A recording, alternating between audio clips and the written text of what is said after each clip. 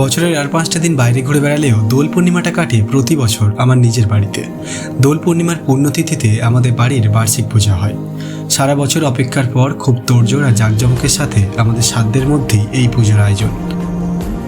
পুজোর শুরু থেকে শেষ অবধি অবশ্যই সকলের সাথে থাকবেন। হরে কৃষ্ণা। সুপ্রিয় দর্শক, কেমন আছেন সবাই? আশা করি সকলে খুব ভালো আছেন। এটা আমাদের বাড়ি। সময়টা এখন দোলযাত্রার সকাল। এখন সম্পূর্ণ বাড়িটা সাজিয়ে তুলেছি রাধা মাধবের সেবার জন্য। তারাও নতুন সাজে সেজে উঠেছে। সাথে রয়েছে ছোট্ট সদস্য গুবলু ভাইও। সারা রাত ধরে পরিবারের সকলের দ্বারা পুজোর আয়োজন চলছিল। এই যে দেখুন, তখন সময়টা ছিল রাত্রি 3টের মতো। তখন থেকেই চলছে রাধা মাধবের স্নান যাত্রা, সাথে ভোগের আয়োজন। পূর্ণিমাটা এই রাতে লেগেছিল আর সকালের মধ্যেই ছেড়ে যাবে, তাই ভোর রাতেই রাধা মাধবের স্নান দেওয়া হয়। এইবারে স্নান দিচ্ছে আমার বাবা, আর মা আজ ভোগ রান্নার দায়িত্বে। সাথে আমার ছোট মাসি হাতে হাতে যোগান দিচ্ছে। গৌর পূর্ণিমার এই পূর্ণ লগ্নে রাধা মাধবের স্নানযাত্রা, পুষ্পাভিষেক দেখা বেশ সুন্দর এক দৃশ্য। আমাদের বাড়ির ঠাকুরগুলিকে সবসময় স্নান দেওয়া হয় না। পূর্ণিমার বেশ কিছু ভালো তিথি দেখে তাদের স্নান দেওয়া হয়।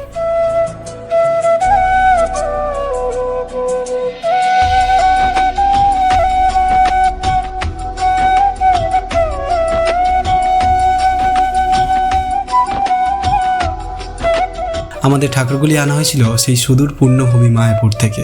দেখতে দেখতে 2 বছর কেটে গেল তারা আমাদের বাড়িতে বিরাজমান। পঞ্চমৃত দিয়ে প্রথমে সকলকে অভিষেক করে তারপর গঙ্গা জল দিয়ে তাদের স্নান দেওয়া হয়, আর শেষে পুষ্পাভিষেক।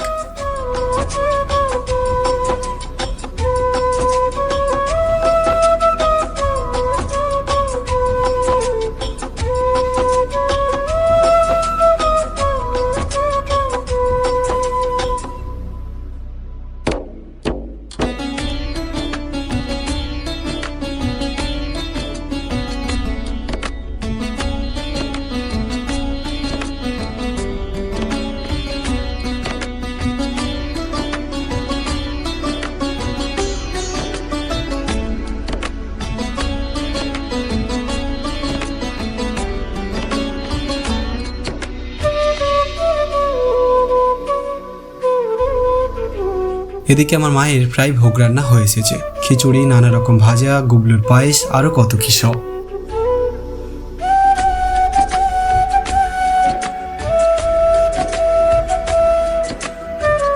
ভোরের আলো প্রায় ফুটে উঠেছে। প্রতিদিনের থেকে আজ দিনটা একটু অন্যরকম। বাঙালির দোল উৎসবের সেই সুন্দর বসন্তের সকাল। সমস্ত আয়োজন শেষ। এইবার আমাদের ব্রাহ্মণ এসে পুজো সম্পূর্ণ করার পালা।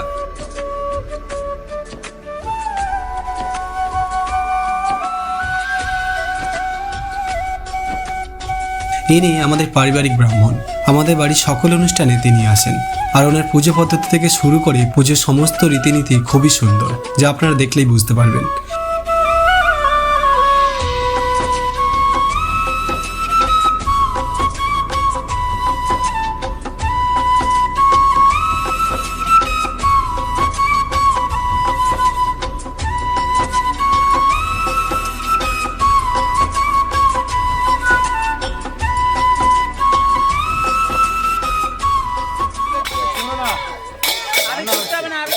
পুজোর মাঝে ঘরে এলো আমাদের গ্রাম মন্দিরের গৌর নিতাইয়ের দল।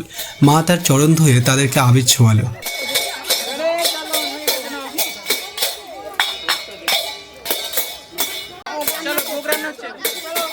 সাথে ছিল আমাদের পাড়ার সমস্ত কাকিমারা। বসন্তের উৎসব মানে শুধুই আনন্দ।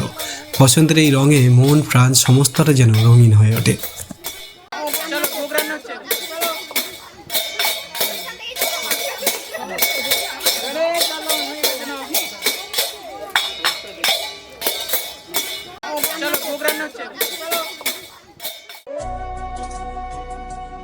মহাদেব ত্রিশূল হাতে নিয়ে দাঁড়িয়ে আছেন। আপনি আপনার হাতের ফুল, আতপ চাল, বিল্লপত্র, চোখের জল নিয়ে তার 2 চরণ ধুয়ে দিচ্ছেন। এইরূপ মনোভাব নিয়ে এক মনে এক ধ্যানে শিবের প্রণাম, শিবের ধ্যান করুন। দেখতে দেখতে পুজো প্রায় শেষের পথে। হোম আর আরতি হলেই সম্পূর্ণ হয়ে যাবে। এখন হোমের জন্য প্রস্তুতি চলছে। ঘরের বাইরে অন্যদিকে ভোগ রান্নাও চলছে, যাতে প্রসাদ বিতরণের সময় সবাই যাতে রাধা মাধবের সেবা গ্রহণ করতে পারে।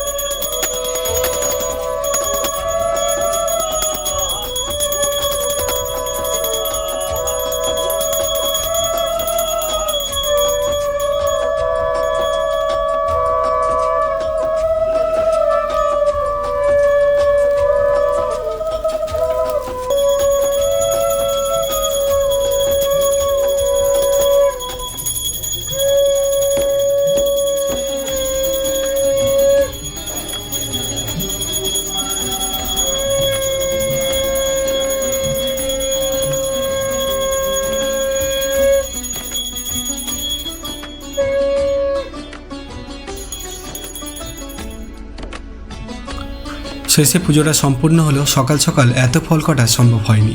তার মধ্যে গরমটা যা পড়েছে সবটাই নষ্ট হতো, তাই বিকেলের সময় সমস্ত ফল কেটে রাধা মাধবের ভোগের সাথে এক পাত্রে করা হলো।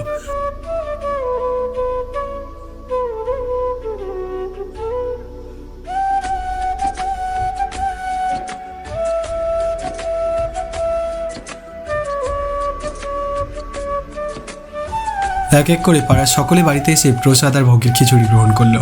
আর একদিকে বসলো হরিনামের দল। তাদের মধুর হরিনামে পুরো বাড়িটা যেন নিমিষে মন্দিরে পরিণত হলো।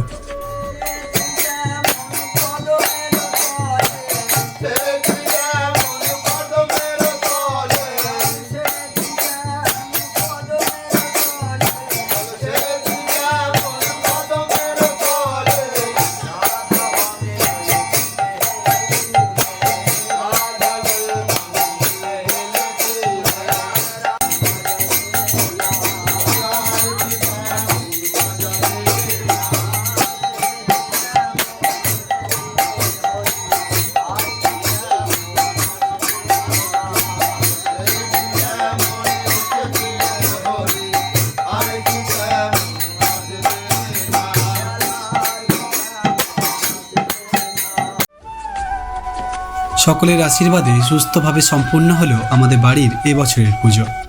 হয়তো রাধা মাধবের কৃপা না থাকলে এমন আয়োজন কখনো সম্ভব হতো না। এমনিভাবেই তারা শুধু এই বাড়ি জুড়ে নয়, হৃদয় জুড়ে থাকুক সব সময়। দেখা হচ্ছে আবার। ভালো থাকবেন, সুস্থ থাকবেন।